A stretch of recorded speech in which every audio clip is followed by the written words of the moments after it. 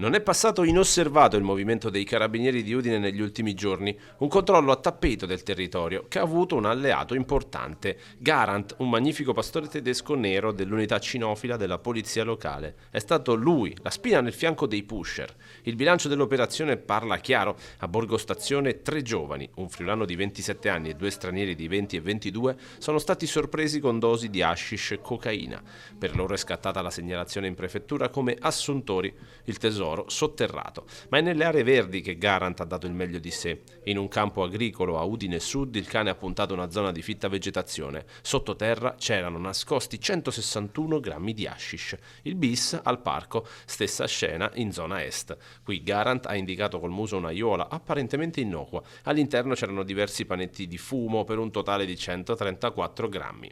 L'attività dei militari della radiomobile non si è fermata ai controlli in strada. È tornato in carcere in via Spalato un 35enne straniero che si trovava agli arresti domiciliari per spaccio. L'uomo aveva pensato bene di violare il divieto uscendo di casa, ma è stato incrociato da una pattuglia.